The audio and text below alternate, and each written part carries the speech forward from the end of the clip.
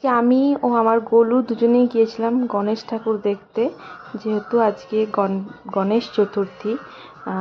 তো কিভাবে কি দিনটা কাটালাম সেটা নিয়ে আজকে মিনি ব্লগ একটা। তো চলো শুরু করা যাক একটা নতুন মিনি ব্লগ। এই তো সকালে ঘুম থেকে উঠেছি, আমি আমার গোলু বাইরে ব্যালকনিতে এসেছিলাম, কারণ ঘুম থেকে উঠেই শুনতে পাচ্ছি বাইরে অনেক আওয়াজ হচ্ছে, বাজনা বাজছে। তো ব্যালকনিতে এসে দেখলাম যে না, গণপতি বাপ্পাকে সবাই ঘরে নিয়ে আসছে, যেহেতু আজকে গণেশ চতুর্থী। তো সবাইকে হ্যাপি গণেশ চতুর্থী।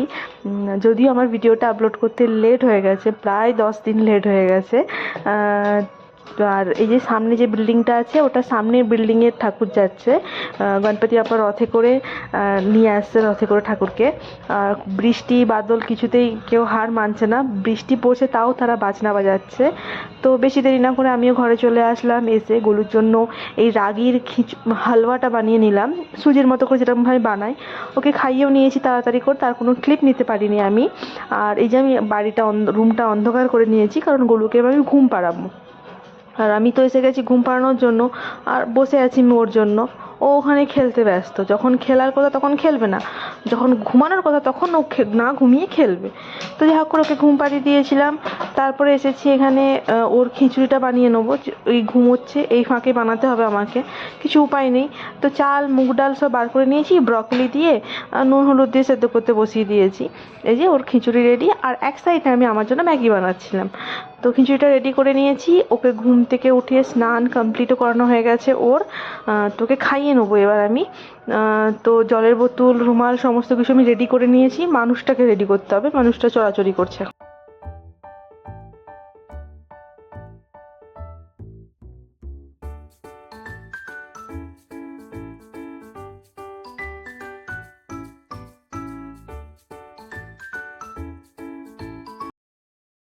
এই তো মানুষটাকেও বোস করিয়ে নিয়েছি, মানুষটা এখন কোনো রেসপন্স দিচ্ছে না, এত বিজি হয়ে গেছে গান শুনতে।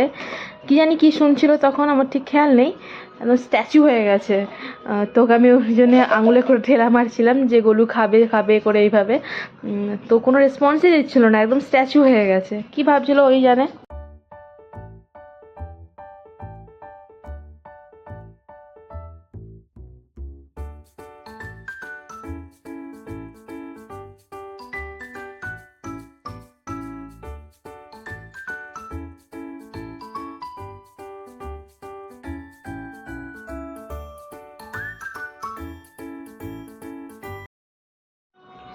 অনেক করে ডাকার পরে একবার সেই বলে না ফস করে উঠে, সেভাবে ফস করে উঠবে এক্ষুনি, একবারে দাঁড়িয়ে পড়বে খোঁচা হয়ে।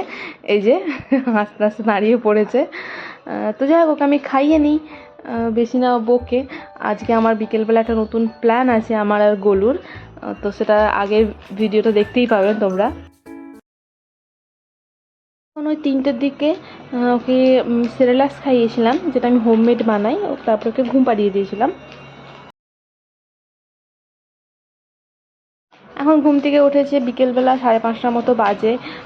ও একটু খেলছিল, তো আমি সেই ফাঁকে আমার বাড়ির সমস্ত কাজ করে নেবো। বাড়ির সমস্ত কাজ করে রান্না বান্না করে গুছিয়ে রাখবো। আর বলেছিলাম না যে আমরা একটা মানে একটা প্ল্যান আছে, তো প্ল্যানটা হচ্ছে আমরা যেহেতু আজকে গণেশ চতুর্থীর প্রথম দিন, তো সকালে বৃষ্টি হচ্ছিলো, এখন বৃষ্টি হচ্ছে না আর বিকেলবেলার দিকে।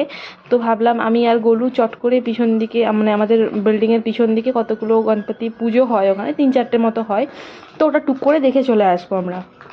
যেহেতু বৃষ্টি হচ্ছে না, আগে বলা যায় না বৃষ্টি হবে কি হবে না, আমরা তো জানতাম না যে গণপতির মানে যেহেতু আমি 4-5 বছর ধরে এখানে আছি, আমি জানি যে 4-5 মানে 4-5 বছর আমার এক্সপিরিয়েন্স রয়েছে যে গণপতিতে বৃষ্টি হয়।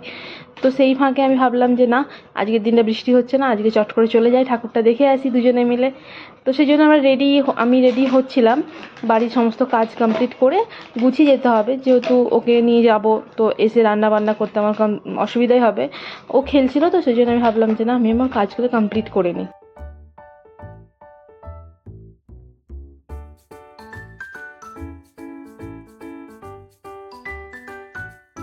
যতই তাড়াতাড়ি কাজ করি কাজ আমার কমপ্লিট হতে সেই সন্ধ্যে 7টা 7:30 বেজেই যাবে।